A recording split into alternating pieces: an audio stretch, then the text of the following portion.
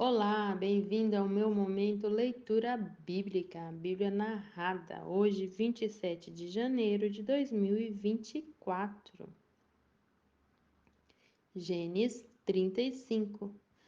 Deus disse a Jacó: Apronte-se, vá para Betel e fique morando lá.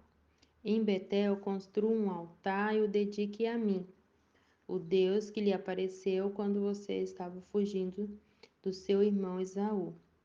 Então Jacó disse à sua família e a todos os que estavam com ele: Joguem fora todas as imagens dos deuses estrangeiros que vocês têm. Purifiquem-se e vistam roupas limpas. Apronte-se que nós vamos para Betel. Ali vou fazer um altar dedicado ao Deus que me ajudou no tempo da minha aflição e que tem estado comigo em todos os lugares por onde tenho andado. Eles entregaram as imagens dos deuses estrangeiros que tinha e os brincos que usavam nas orelhas. E Jacó enterrou tudo debaixo da árvore sagrada que fica perto de Siquém. Quando eles foram embora, Deus fez com que os moradores das cidades vizinhas ficassem com um medo terrível, e por isso eles não perseguiram Jacó. Assim, Jacó e toda a sua gente chegaram à Luz, cidade que também é conhecida pelo nome de Betel e que fica na terra de Canaã. Ali ele construiu um altar e pôs naquele lugar o nome de o Deus de Betel, porque ali Deus havia aparecido a ele quando estava fugindo do seu irmão. Naquele lugar morreu Débora, a mulher que havia sido babá de Raquel. Ela foi sepultada debaixo da árvore sagrada que fica ao sul de Betel, e puseram naquele lugar o nome de Árvore Sagrada das Lágrimas. Quando Jacó voltou da Mesopotâmia, Deus lhe apareceu outra vez e o abençoou, dizendo: Você se chama Jacó, porém este não será mais o seu nome. Agora o seu nome será Israel. Assim Deus pôs nele o nome de Israel. E disse também: Eu sou o Deus Todo-Poderoso, tenha muitos filhos e muitos descendentes. Uma nação e muitos povos sairão de você, e entre os seus descendentes haverá reis. A terra que dei a Abraão e a Isaque darei também a você, e depois a darei a seus descendentes. Quando acabou de falar com Jacó, Deus subiu e foi embora daquele lugar. Então Jacó pegou uma pedra e a colocou como pilar no lugar onde Deus havia falado com ele. Ele a separou para Deus, derramando vinho e azeite em cima, e pôs naquele lugar o nome de Betel. Jacó e sua família saíram de Betel, e quando estava chegando perto de Efrata, Raquel começou a sentir dores de parto, e o parto foi difícil. Quando as dores estavam no ponto mais forte, a parteira disse: Não tenha medo, você vai ter outro filho homem. Porém, ela estava morrendo, e antes de dar o último suspiro, chamou o menino de Benoni, mas o pai pôs nele o nome de Benjamim. Assim, Raquel morreu e foi sepultada na beira do caminho de Efrata, que agora se chama Belém. Jacó pôs sobre a sepultura uma pedra como pilar, e ela marca o lugar da sepultura até hoje. Depois, Jacó saiu dali e armou o seu acampamento do outro lado da torre de Edé.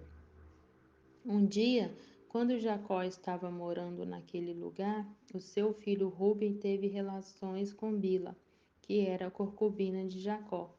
Quando ele soube disso, ficou furioso.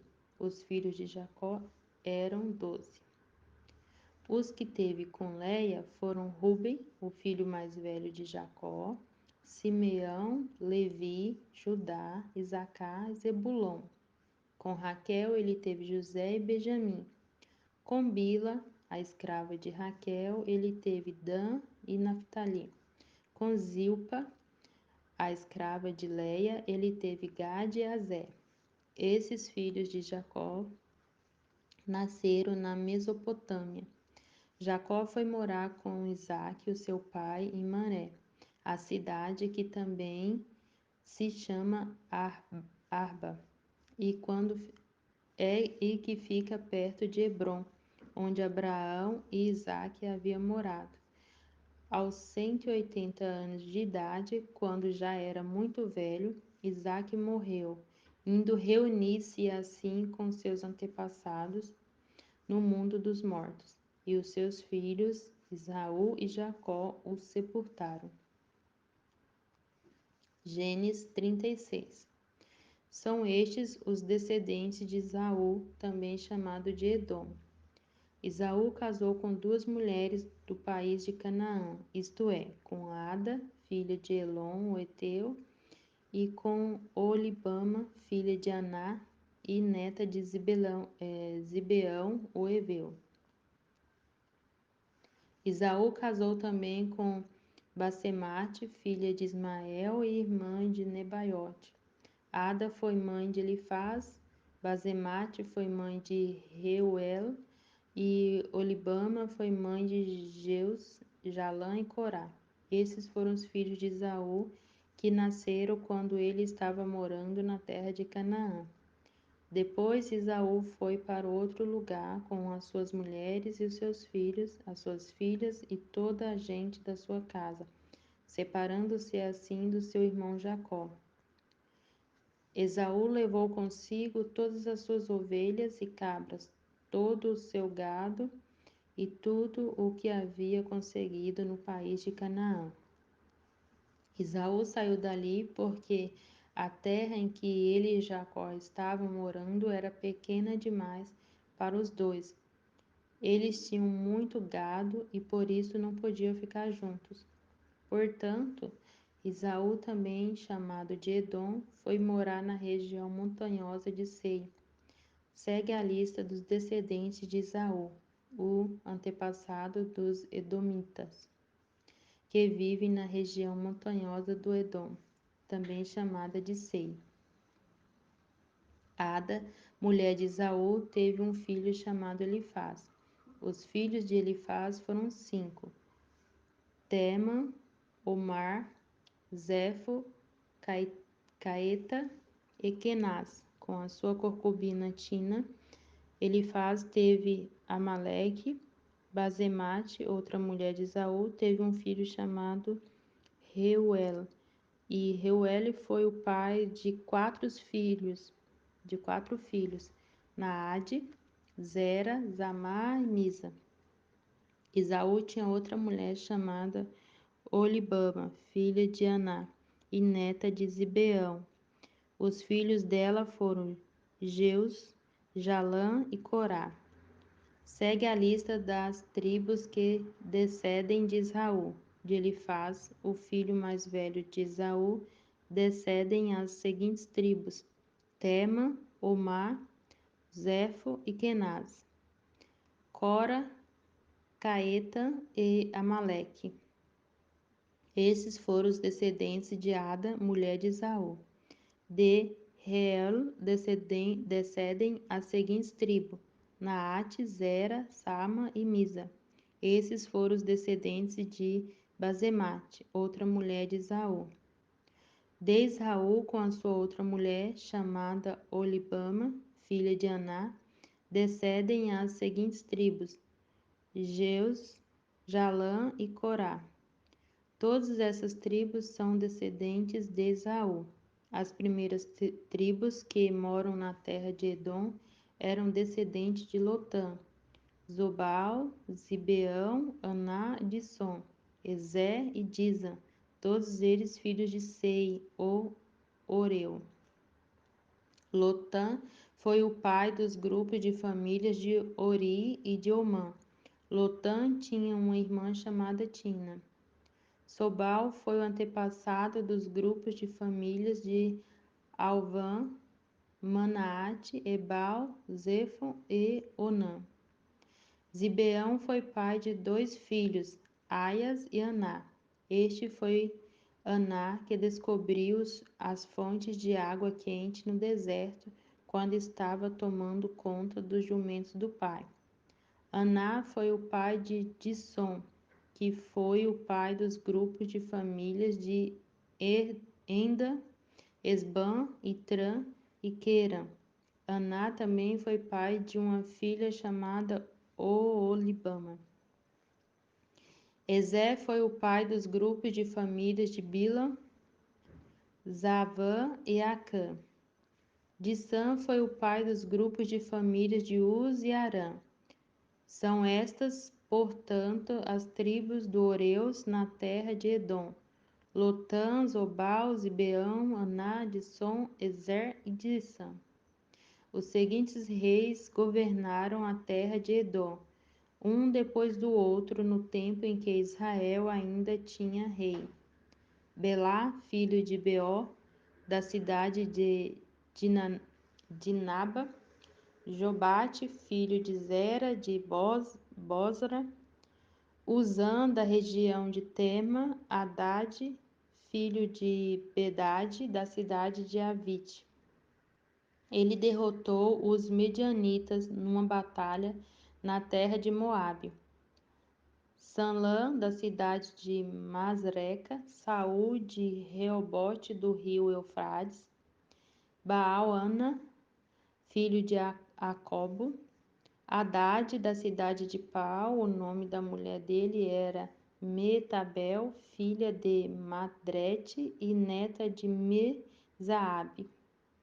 De Esaú vieram as seguintes tribos edomitas: Tina, Alva, Getete, Olibama, Elá, Pinom, Kenaz, Tema, Mibizar, Magdiel e Irão. A região em que morava cada uma dessas tribos recebeu o nome de sua tribo. Gênesis 37. Jacó ficou morando na terra de Canaã, onde o seu pai tinha vivido. Esta é a história da família de Jacó. Quando José era um jovem de 17 anos, cuidava das ovelhas e das cabras, junto com os seus irmãos, os filhos de Bila e de Zilpa, que eram mulheres do seu pai. E José contava ao pai as coisas erradas que os seus irmãos faziam. Jacó já era velho quando José nasceu e por isso ele o amava mais do que a todos os seus outros filhos. Jacó mandou fazer para José uma túnica longa de mangas compridas. Os irmãos viam que o pai amava mais a José do que eles e por isso tinha ódio dele e era grosseiro quando falava com ele. Certa vez, José teve um sonho e contou aos seus irmãos. Aí é que ficaram com mais raiva dele, porque ele disse assim: Escutem, que eu vou contar o sonho que tive. Sonhei que estávamos no campo amarrando feixes de trigo. De repente, o meu feixe ficou de pé, e os feixes de vocês se colocaram em volta do meu e se curvaram diante dele. Então os irmãos perguntaram: Quer dizer que você vai ser o nosso rei e que vai mandar em nós? E ficaram com mais ódio dele ainda por causa dos seus sonhos e do jeito que eles o contavam. Depois, José sonhou outra vez e contou também este sonho aos seus irmãos. Ele disse assim: Eu tive outro sonho. Desta vez o sol, a lua e 11 estrelas se curvaram diante de mim. Quando José contou este sonho ao pai e aos irmãos, o pai repreendeu e disse: O que quer dizer este sonho que você teve? Por acaso a sua mãe, os seus irmãos e eu vamos nos ajoelhar diante de você e encostar o rosto no chão? Os irmãos de José tinham inveja dele, mas o seu pai ficou pensando no caso. Um dia, os irmãos de José levaram as ovelhas e as cabras do seu pai até os pastos que ficavam perto da cidade de Siquém. Então Jacó disse a José: Venha cá, vou mandar você até Siquém, onde os seus irmãos estão cuidando das ovelhas e das cabras. Estou pronto para ir, respondeu José. Jacó disse: Vá lá e veja se os seus irmãos e os animais vão bem e me tragam notícias. Então, dali do vale de Hebrom, Jacó mandou que José fosse até Siquém, e ele foi. Quando chegou lá, ele foi andando pelo campo. Aí um homem o viu e perguntou: O que você está procurando? Estou procurando os meus irmãos, respondeu José. Eles estão por aí em algum pasto cuidando das ovelhas e das cabras. O senhor sabe aonde foram? O homem respondeu: Eles já foram embora daqui. Eu ouvi quando disseram que ia para Dotã. Aí José foi procurar os seus irmãos e os achou em Dotã. Eles viram José de longe e, antes que chegasse perto, começaram a fazer planos para matá-lo. Eles disseram: Lá vem o sonhador. Venham, vamos matá-lo agora. Depois jogaremos o corpo num poço seco e diremos que um animal selvagem o devorou. Assim veremos no que vão dar os sonhos dele. Quando Rubem ouviu isso, quis salvá-lo dos seus irmãos e disse: Não vamos matá-lo. Não derrame sangue. Vocês podem jogá-lo neste poço aqui no deserto, mas não o machuque. Rubem disse isso porque planejava salvá-lo dos irmãos e mandá-lo de volta ao pai. Quando José chegou ao lugar onde os seus irmãos estavam, eles arrancaram dele a túnica longa de mangas compridas que ele estava vestindo. Depois o pegaram e o jogaram no poço, que estava vazio e seco, e se sentaram-se para comer. De repente viram que ia passando uma caravana de ismaelitas que vinha de Gileade e ia para o Egito. Os seus camelos estavam carregados de perfumes e de especiarias. Aí Judá disse aos irmãos: O que vamos ganhar se matarmos o nosso irmão e depois escondemos a sua morte? Em vez de o matarmos, vamos vendê-lo a estes ismaelitas. Afinal de contas, ele é o nosso irmão e do nosso sangue. Os irmãos concordaram. Quando alguns negociantes medianitas passaram por ali, os irmãos de José o tiraram do poço e o venderam aos ismaelitas por 20 barras de prata, e os ismaelitas levaram José para o Egito. Quando Rubem voltou ao poço, viu que José não estava lá dentro. Rasgou as suas roupas em sinal de tristeza. Ele voltou para o lugar onde os seus irmãos estavam e disse: O rapaz não está mais lá. E agora, o que é que vou fazer? Então os irmãos mataram um cabrito e com o sangue mancharam a túnica de José. Depois levaram a túnica ao pai e disseram: Achamos isso aí. Será que é a túnica do seu filho? Jacó a reconheceu e disse: Sim, é a túnica do meu filho. Certamente algum animal selvagem o despedaçou e devorou. Então, em sinal de tristeza, Jacó rasgou suas roupas e vestiu roupa de luto, e durante muito tempo ficou de luto pelo seu filho. Todos os seus filhos e filhas tentaram consolá-lo, mas ele não quis ser consolado e disse: Vou ficar de luto por meu filho, até que vá me encontrar com ele no mundo dos mortos. E continuou de luto por seu filho José. Enquanto isso, os medianitas venderam José a Potifar, oficial e capitão da guarda do rei do Egito. Gênesis 38. Por esse tempo, Judá se separou dos seus irmãos e foi morar na casa de um homem chamado Ira, que era da cidade de Adulão. Ali, Judá ficou conhecendo a filha de um cananeu chamado Sua. Judá casou com ela, e ela lhe deu um filho, a quem ele chamou de Er. Ela ficou grávida outra vez e teve outro filho, a quem ela deu o nome de Ornã. Depois ela teve mais um filho, em que ela pôs o nome de Selá. Judá estava em Quezibe quando este menino nasceu. Judá casou com Er, o seu filho mais velho, com uma mulher chamada Tamar. O Senhor Deus não gostava da vida perversa que ela levava e por isso o matou. Então Judá disse a Onã: Vá e tenha relações com a viúva do seu irmão. Assim você cumprirá o seu dever de cunhado para com o seu irmão e tenha descendentes por meio de você. Ora, Onã sabia que o filho que nascesse não seria considerado como seu. Por isso, cada vez que tinha relações com a viúva do seu irmão, ele deixava, ele deixava que o esperma caísse no chão para que o seu irmão não tivesse descendentes por meio dele.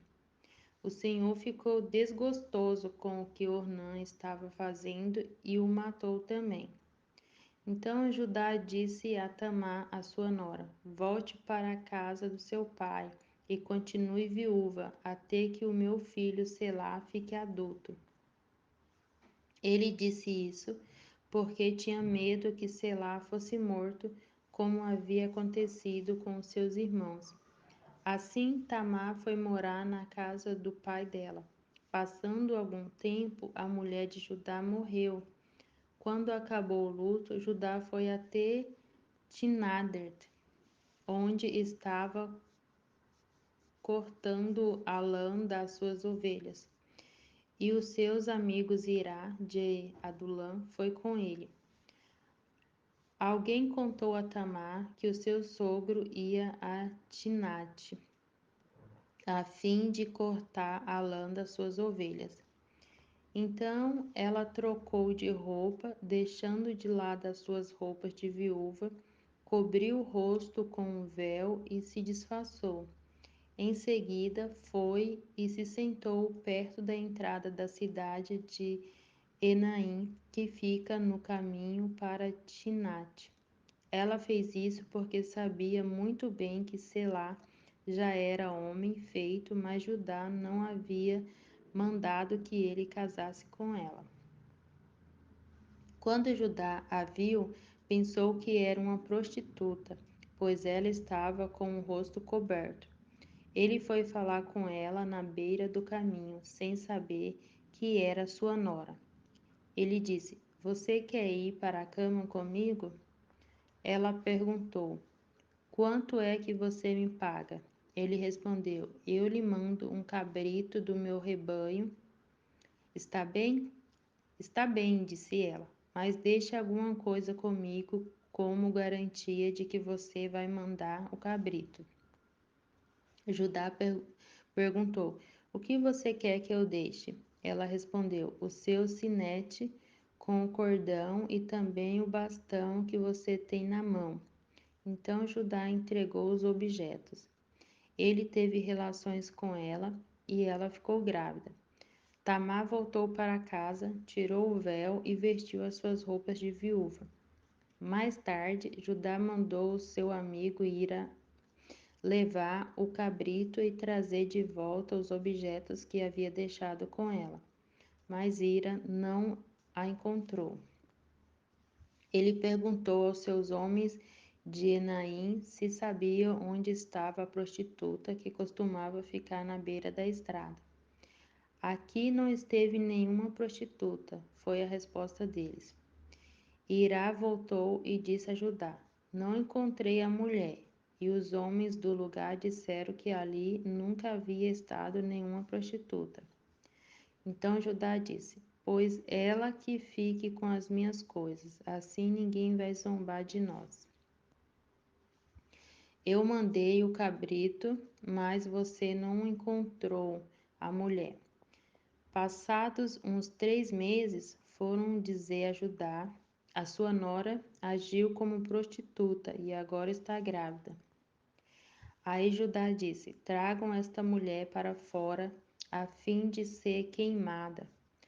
Quando a estavam tirando da sua casa, ela mandou dizer ao seu sogro: quem me engravidou foi o dono dessas coisas. Examine e veja de quem são o sinete com o cordão e o bastão.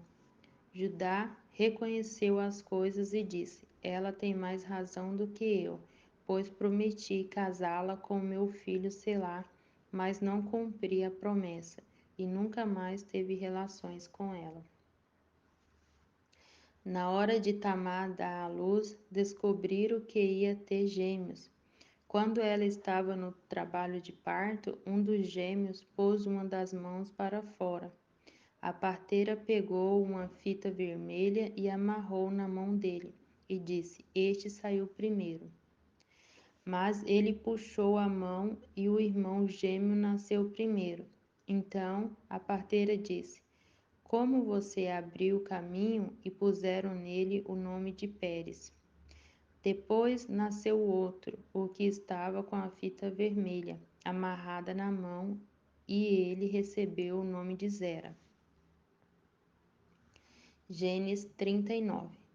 José foi levado para o Egito, onde os ismaelitas o venderam a um egípcio chamado Potifar, um oficial que era o capitão da guarda do palácio.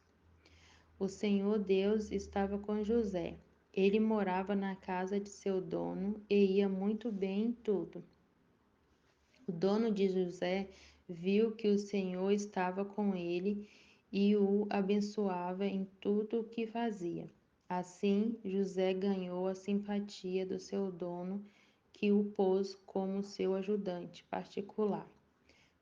Potifar deu a José a responsabilidade de cuidar da sua casa e tomar conta de tudo que era seu. Dali em diante, por causa de José, o Senhor abençoou o lar do egípcio e também tudo que ele tinha em casa e no campo. Potifar entregou nas mãos de José tudo o que tinha e não se preocupava com nada, a não ser com a comida que comia. José era um belo tipo de homem e simpático.